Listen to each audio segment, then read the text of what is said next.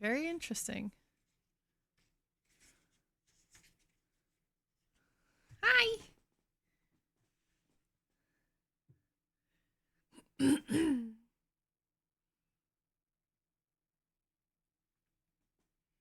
Okay. That was pretty tasty. I'm excited. So it's been translating from Japanese. Hold on, I feel like my voice is like catching. I need to get it ready. I need to do some of those like those like singing warm up things. Okay. Prologue. Okay, also tell me if you can't hear me because book here, chat here, I can see you easily. Also, I never read mysteries and I don't really have like any, you know, like I don't really know clues and like I might have suspicions, but I don't really know what I'm doing. All right, we'll start with the prologue. Oh my god, the prologue's already so long. If we read it a chapter at a time, do we think that that would be like Figured I could at least get the too balls out slow? and And look at them? Hi, Glass. It's okay. You can know. Mystery, horror, fantasy, nonfiction. I like all sorts. That tracks for you. Yeah. All right, we ready? Romance, smut. More classic romance thrillers are good too. What can she do? Okay. uh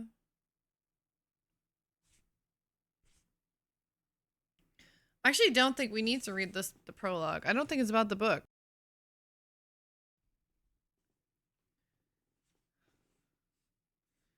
This is something to the author.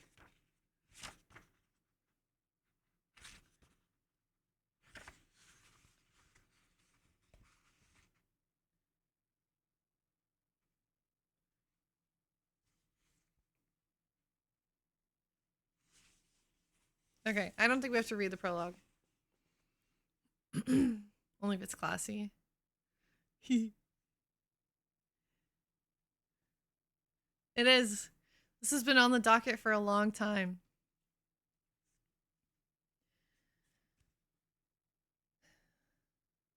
Okay. G Town, where the events of this case took place, is situated outside of the Tokyo Metropolitan Railway's Circle Line and is in such a far flung spot that to get there, you have to get off at Shibuya and then transfer to another line heading west. The entire neighborhood is very hilly with steep slopes wherever you go. According to the elderly residents, there are 99 slopes in all. Even if that number is something of an exaggeration, there are certainly a lot of hills in this area. Perhaps this topography is why the suburb of the capital was late to develop. Until around 15 years ago, houses were a rarity and the place still retained many of the rustic features of old Musashino. But all that had changed had changed in the late 30s with the start of the so-called China incident. After a large munitions factory and several subcontracting factories were built in the local area, G Town suddenly sprang to life. Houses were built one after another, and in the blink of an eye, the 99 hills were filled up. It's interesting the way they put G Town. It's like they don't want to say what it is. It's like G Town. I don't know. Okay. The roads around G Town Station were asphalted and a shopping precinct was created. Dubious looking bars and cafes began popping up all over the place. And so, in place of the quaint Musashino of the past, a town far bleaker, drearier, and more disorderly came into being.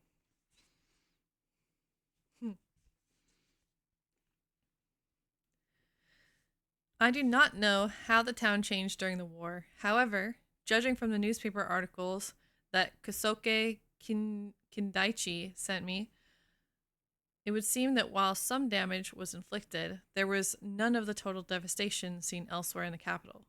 The shopping precinct around the station was at least remained intact.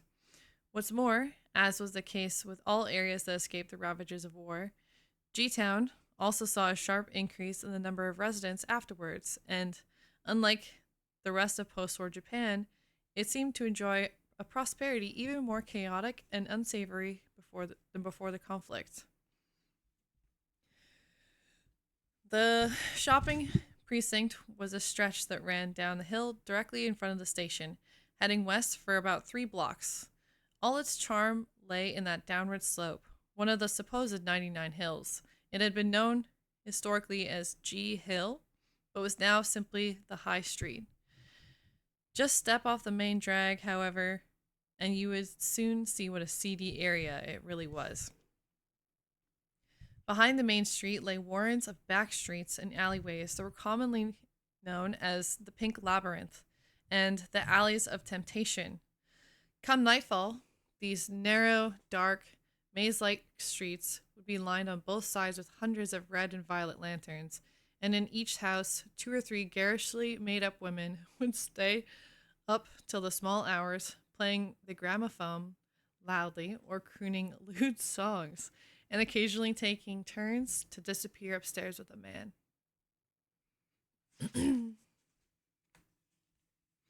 Is the volume good? Everything good? Or is the music too loud?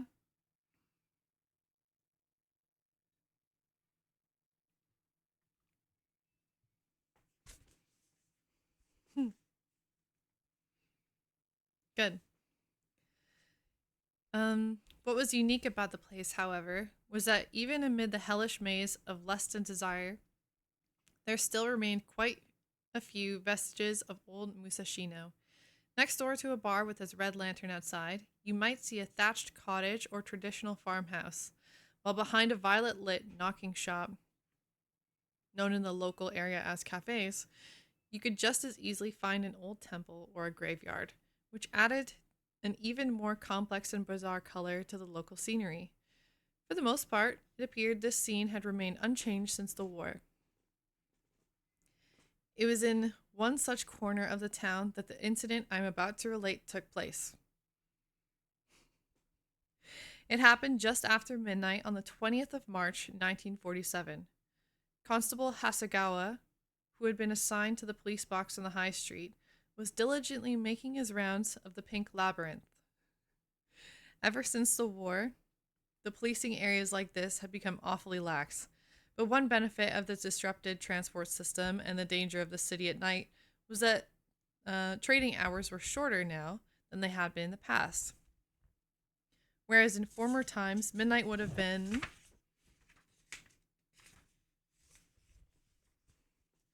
but the start of the evening. Now most of the shopkeepers had already turned out their lights and gone to bed.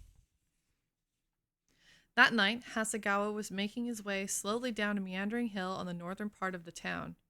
It was a back street commonly known as the Back Cut, and it ran through a neighborhood where the traces of old Musashino were particularly strong. A temple here, a cemetery there, while in the north there was a fairly large area that had been razed during the fire bombings, lending the place an air of true desolation. As Hasegawa came ambling along the dark, desolate back cut, he suddenly stopped in his tracks and peered down the hill in front of him.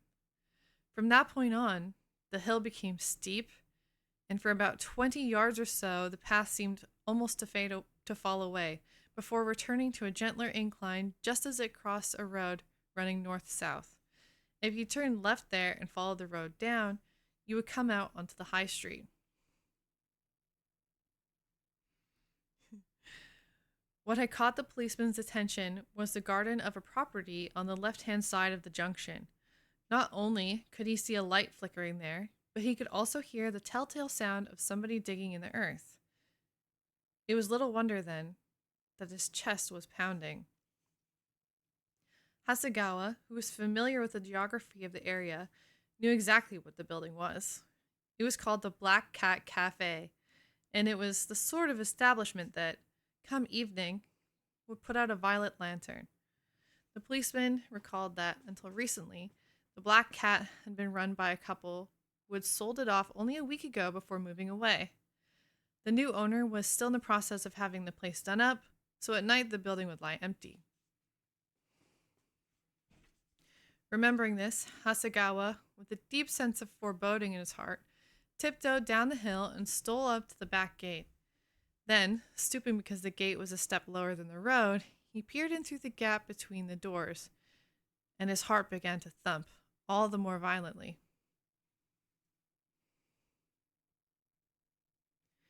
The garden was of modest proportions, certainly no more than 400 square feet. Behind the black cat stood an old Buddhist temple called the Renge Inn, which belonged to the Nichiren sect. Its grounds stood higher than those of the Black Cat, however, and so the garden was bounded on two sides by a steep bank. And the further away that the bank was from the temple, the more it overhung the garden, creating a kind of irregular triangle. The flickering light was coming from the furthest corner of that triangle. Good night, Kay. Come back anytime. I'm reading. Perhaps if you can't sleep. As his eyes became accustomed to the light, Hasegawa saw that there was a paper lantern hanging from a tree on the bank, and that there was a person with his back to him, digging in the ground intently. Since the light was coming from the opposite side, the policeman couldn't quite make the figure out, but it looked as though he was wearing a kimono and had tucked the hem of it up at the waist. The figure would pitch the spade into the ground and then, using his foot, stamp down on top of it. Thus, he was shoveling the earth away. Why this man was digging a hole in such a place and at such an hour was a mystery, but he was fixated on the task in hand and would pause from time to time only to wipe the sweat from his brow. The rhythmic sound of the shovel striking the earth continued, and an eerie feeling spread throughout the darkness that hung all around. "Oh!" The man digging let out a deep groan. He then threw down the spade, got on all fours like a dog, and began rummaging around in the dirt with his hands. His heavy breathing, mixed with the sound of soil flying all over the place, was a sign of how frantic he was. "Ah!" The man suddenly let out a shriek and leapt back, as though he had been pushed. He then just stood there, staring timorously at the hole in the ground. Even in the dark, Hasegawa could see that the man's back was shaking, so he started banging loudly on the gate. "Open up! Open up!" However, in the time it took Hasegawa to shout these words, he realized that it would be quicker simply to climb over the wall.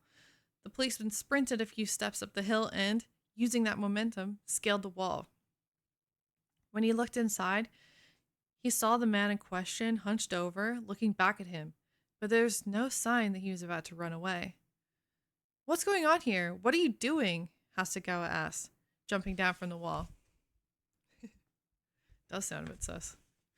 The man suddenly stepped back, as though frightened by the sight of the policeman running towards him, and went around to the other side of the hole they had been digging. Only then did the light from the lantern and that from the policeman's torch fall directly on the man's face, allowing Hasegawa to see at last who it was. It was Nicho, a young monk from the Renge Inn. "Oh, it's you," said the policeman. "What on earth are you doing here?" The monk seemed to want to answer, but his jaw was trembling so much that it was impossible for him to get his words out. Hasegawa was on the point of repeating the question when he glanced down at the hole by the man's feet. Crying out in fright, he staggered back. Then, as though doubting his eyes, he pointed his torch down and looked again. There, inside it, lay the half-buried body of a woman. It appeared as though the monk had been digging and pulled her partly out. The lower half of her body was still covered in earth, but despite this, Hasegawa could tell that it was a woman right away because the corpse itself was naked, and while the upper half was still covered in soil and dirt, the body was lying on its back, and the slight mounts of her breasts were impossible to mistake. Hasegawa drew the circle of light towards the face of the corpse, but just then he let out an inaudible scream and gripped the handle of his torch tight. So tight. Oh, sorry. He let out an inaudible scream and gripped the handle of his torch so tightly that it very nearly broke. After taking a couple breaths, Hasegawa instinctively turned to the monk and looked at the damp cloth in his hands. He then looked back at the corpse's face and clutched the handle tighter still. The monk must have dampened the cloth in a nearby puddle and tried to wipe the mud off the face. It looked as though he wanted to find out whom the body belonged right away, but could anybody have identified that face? No pictures. No, you couldn't even call that a face anymore. If anything, you would sooner have called it the remains of what had once been a face. The lips had already decomposed, shriveling up to reveal the white of bone underneath. The eyes and nose were completely gone, and where they had once been, there were now just gaping holes, while the little bit of flesh left around them had curled up and hardened to gray. There appeared to be some skin left on the head, and there was a few remaining hairs, wet and stuck down to the remains of the face, but it was impossible to tell whether they belonged to a man or a woman. The sight of this alone was eerie enough, but what made it even more so were the countless tiny white maggots covering the remains. Because of their ceaseless wriggling, the entire face seemed to flinch in the light of the torch. Feeling as though he might vomit at any moment, Hasegawa suddenly averted the light of his torch from this appalling sight and turned to Nicho. What's the meaning of this? He pressed the monk. Whose body is that? And what on earth were you doing digging here? Nicho, I think it's Nicho, in response, moved his lips as though he were trying to speak. But once again, his jaw just trembled uncontrollably, making it impossible to understand what he was saying. His ugly face, with his broad, bowl-shaped, deformed skull, and two large veins on his dark forehead that were swollen like worms, lent him a sinister air. And then there was the crazed, glazed-over look in his bloodshot eyes. The corpse that had been half exhumed from the ground was one thing, but Hasegawa found the sight of the youth's face somehow even more terrifying. So much so that he couldn't help looking away. Chapter 1. Dixon, thank you so much for the follow. Welcome in. What's up, Insane? How are you? Oh my gosh, actually, there is a picture. All right, that was chapter 1. What do we think?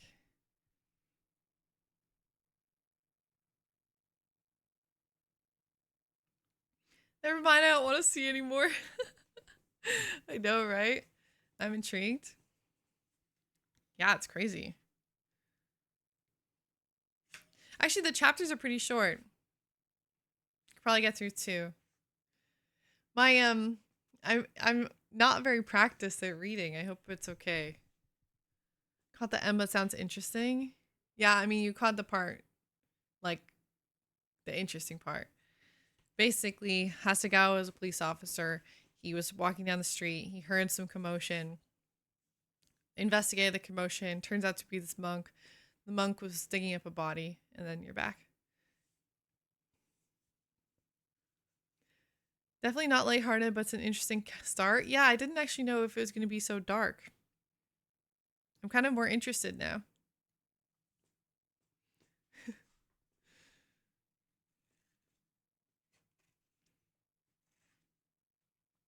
It feels wild to be like reading about this stuff live streaming, but I don't think it's TOS, right? We've played some scarier games than this.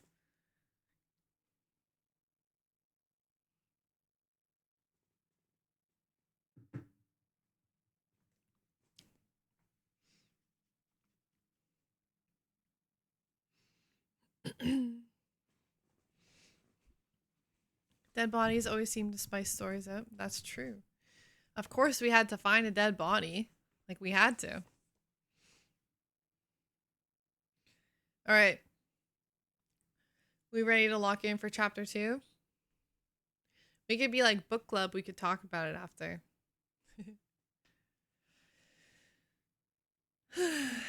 Okay. I'm unpracticed. I'm unpracticed at reading. I know the monk sounds like maybe he's like possessed or something.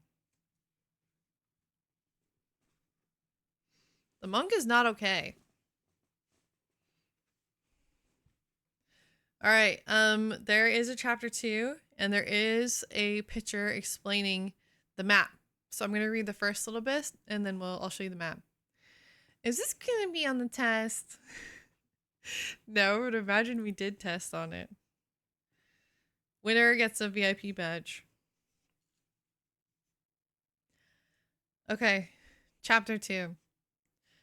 This discovery, as I have already mentioned, took place just after midnight on the 20th of March, 1947, and after that, the investigation began in earnest.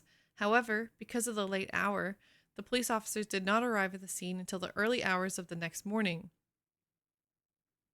Among them was an experienced detective called Murai, and it seems that the first thing he did when he arrived on the scene was to investigate the geography of the neighborhood. In the bundle of documents that Kosuke Kindaichi sent to me, there was a map that Murai sketched at the time, along with an explanation.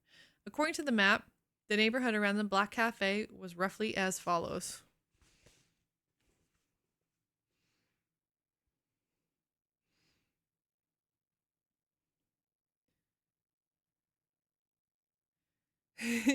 Somebody give me the answers of it work.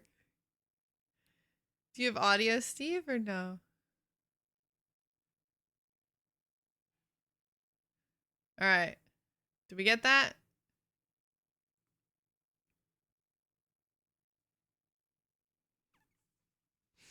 It's 4.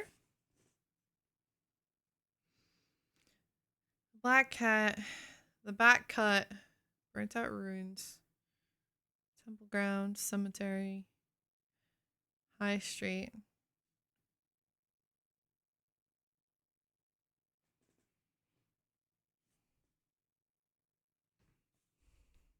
Did you really? You're the best.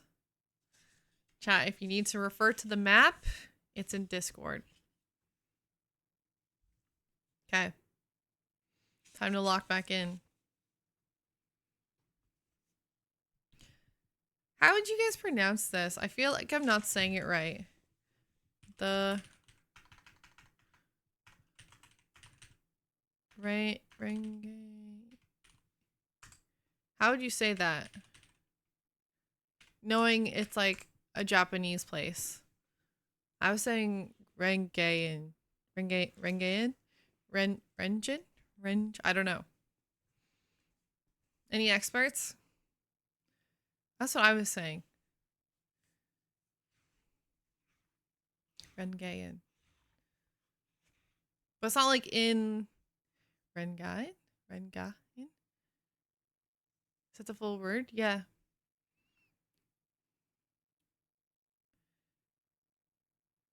It's like old grounds. Rengain? Okay. All right, we're somewhere in that family.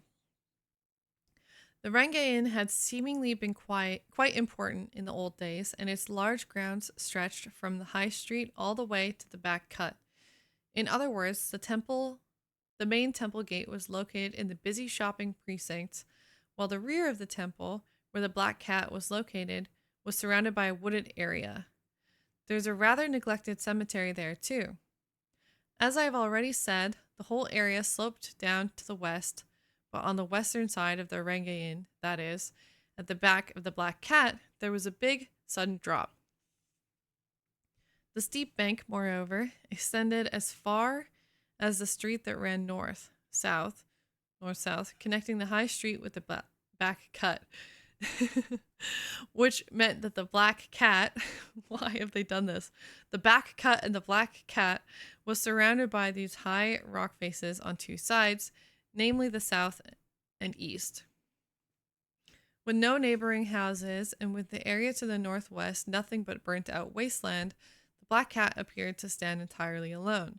In terms of geography, it seemed like the perfect spot for a gruesome crime. True, Rangian. That's true. Having ascertained all this, Mirai entered the back garden of the Black Cat. A preliminary examination had already been carried out, and the body had been taken away for autopsy. However, on orders from the chief inspector, some of the young officers were still scouring the garden meticulously for evidence. The detective walked over to the chief inspector. What were the results of the post-mortem, sir? Do we know how long she's been dead? About 3 weeks, apparently. Of course, we can't be sure until the results of the autopsy. 3 weeks? Today's the 20th, so that would put the murder around the end of last month or the start of this one. Give or take, yes. Has the body been buried here all that time then? It's a wonder no one noticed it before. According to the neighbors, the previous owners moved out only a week ago. Apparently, in addition to the husband and wife who ran the place, there were 3 women. I doubt they were all in on it, sir, but I do wonder how it was that they didn't notice. The hole where the body was buried isn't exactly small. There must have been traces of digging left all over the place. Sorry.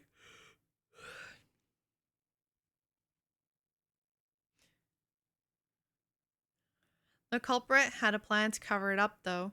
Just look at all that. Leaves everywhere. They used them to conceal the hole. Mirai nodded and looked up. The Black Cat's little back garden was overhung by a coppice of trees belonging to the Rangaean. Rangaean? What about the cause of death, sir? It was a murder, wasn't it? Of course it was. And it looks as though she received an almighty blow to the back of the head. That's the murder weapon over here. It was dug up with the body a little while ago. The chief inspector pointed to the matting by his feet. There, on the mat, where until only a short while ago the dead body had lain, was a hatchet covered in mud. It was of the small variety that you might find in any suburban household, and it was certainly a convenient... Oh my god, Gig, you scared me. Holy shit. Dude, thank you so much for the 10. Thank you for the 10 pack. Thank you. You scared the crap out of me. Ugh. Thank you. If you caught a gift sub from Gusiv, please be sure to say thank you. Enjoy the stream without the ads, because if you had ads while we were reading, that would suck. You don't have to apologize. I was just locked in, you know? Normally when I'm gaming, I can like see like if an event happens before I hear the alert. And this time I like didn't see it. Thank you so much. Thank you. Truly, thank you. Where was I? A small variety that you might find in any suburban household, and it was certainly a convenient and potentially lethal weapon. Mirai looked at the dark stains on the blade and the handle and frowned. He then turned suddenly to the chief inspector. Thank you.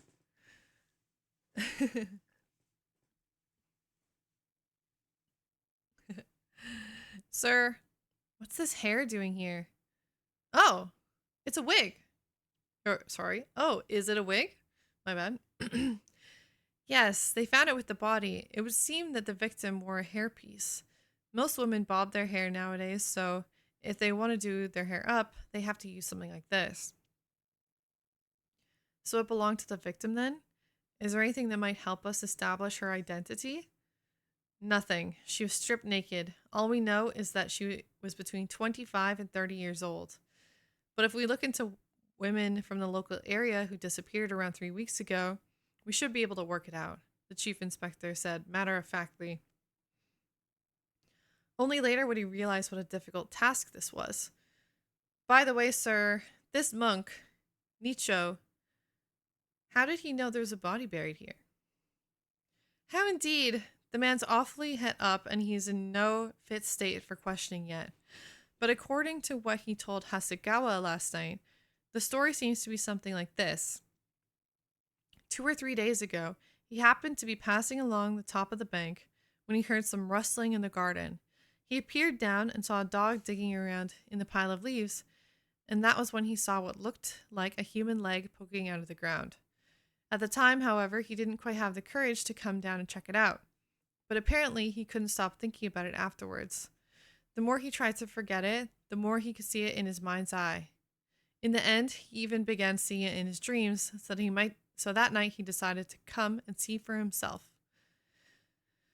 Or that's at least what he said. And look over there. You can see the footprints where he came sliding down the steep bank. He must have come armed with a shovel. What an odd fellow. If he was so worried, he could have gone to the police box, but he said he didn't want to bother them. Of course, he wouldn't have known at that point whether it was really a human leg, but still, it's odd. I'd like you to interview him later. I think he might be a little unhinged. Oh, and what's going on? Has something happened? Thanks, Renato. Enjoy your dinner. One of the detectives digging at the foot of the bank had let out a strange cry. The chief inspector rushed over, leaving Mirai to follow behind him. It's a cat, sir. Look, there's a black cat buried here. A black cat? Surprised by this, the chief inspector and Mirai looked into the hole that the detective had dug. Sure enough, there, among the leaves and dirt, was the half-buried body of a jet black cat. Shall I leave it buried here, sir? No, you better dig it up. As the young detective set to work again, a voice came up from the side gate. Did somebody say a black cat? It was Hasegawa. He had made his way over to the hole in the ground and looked down. Oh, it's the black cat. The black cat? You mean to say you know this cat? Yes, sir. The owners of it, the owners kept it as sort of a mascot, given the name of the place and all. I wonder when it died. Ah! He was not alone in crying out. The men surrounding the hole all gasped in unison, their faces turning pale. The young detective, who had cleared away the surrounding earth, scooped up the cat on the blade of the shovel, but as soon as he did, the cat's head began to dangle precariously. Its neck had been cut so perfectly that its head seemed to be hanging by the merest thread, ready to fall off at any moment. What a cruel thing to have done, said Mirai. Even an experienced officer like him couldn't help wincing and rubbing his eyes. That's awful. Wait, really? There's a reading category?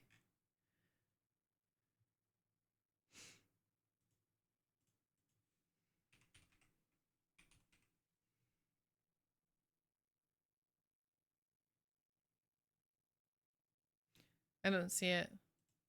Oh, maybe I spelled it wrong. Oh, no, I didn't. I don't see it. That's okay. That's awful. The chief inspector growled. See that you take good care of that cat. It may well have something to do with this case. Then, turning to Hasegawa, he asked, You wouldn't have to know roughly when this cat disappeared, would you? Now, let me see. Speaking for myself, sir, I don't think I noticed, but yes, that's right. It was definitely around 5. It was definitely around, well, it was definitely around until 5 or 6 days ago. Even after the old owners moved out and the place became vacant, I'd still see the black cat prowling around from time to time. Until 5 or 6 days ago, the detective said. Come again? The chief inspector looked at Hasegawa in amazement. Don't be absurd, Constable. Just look at that cat. It's hard to say for sure, but it's clearly been dead for 10, maybe even 20 days. But I have seen a cat more recently, sir. How peculiar. You're right enough, though. This cat really has begun to decompose. Bye! Writing, reading, right first? Okay, I'll remember that for next time.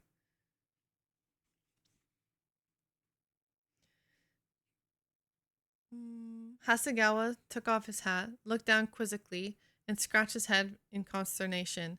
The chief inspector and Mirai traded glances. A strange and terrible feeling passed through their chests.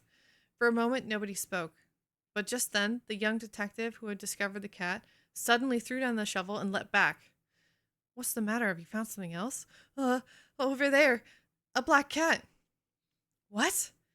Human emotions are strange things indeed. Ordinarily, the appearance of a lone black cat would not have startled anyone, but now all of them quite literally jumped in fright. It was just as the young detective had said. From the top of the bank, a jet black cat with shining amber eyes was watching them intently. Its magnificent glossy black fur stood out among the dead grass with uncanny sheen. Here, kitty, kitty. When Mirai called to it, the cat emerged from the grass and gave a friendly meow. Here, kitty, Mirai purred. Meow, the cat replied and came bounding down the bank. It glanced up between the men gathered there with what seemed to be a look of reproach before running inside the house through the back door. Meow. So there were two cats. That must have been the one you saw the other day, Hasegawa. It's difficult to say, sir. They look identical. Yes, they're impossible to tell apart when they have black fur. And they're both around the same size. Or could it be that they bought a replacement after the old cat died? It's certainly possible, sir. I'm afraid I neglected to check the family register for cats. A witticism like this was out of character for Hasegawa, but it brought a smile to the chief inspector's lips. On which note, he said, Did you bring the family register with you? Yes, sir. I have it right here. And while I was at it, I also paid a visit to the local council office and did some digging around. Is that so? Well, let's go inside and hear all about it. Mirai, give the house a thorough going over. I suspect the crime must have been committed inside the house, and if it was, there's bound to be evidence of it somewhere in there. The chief inspector escorted Hasegawa through the back door. Like most establishments of the kind, the Black Cat was a tori niwa, an earthen-floored passageway that ran the length of the house from the back door to the front. As they stepped inside, there was a modestly sized sitting room with tatami mats immediately to their left. It was only downstairs room furnished with them. It was the only downstairs furnished room with them. The rest were all earthen, and it looked as though it had been used by the owners as a sitting room. It was separated from the bar at the front by the kitchen. That was, for some reason, really tough for me. The chief inspector and Hasegawa made their way through the bar. The cafe was still being renovated by the new owners, but it was early enough in the morning that the workmen were yet to arrive. There were half-finished boards leaning against the walls here and there, and scraps of wood strewn all over the place. The chief inspector pulled up a chair and sat down at a table in the corner of the room. Take a seat, constable, he said. The chief inspector paused, looking expectantly at Hasegawa, while the latter made himself comfortable. Right. Let's hear what you have to say then. Chapter 3. I don't know how much I can read at once, out loud. I feel like my voice is dying. What do we think? Actually, I think we'll make pretty good time. If we always read 2 chapters,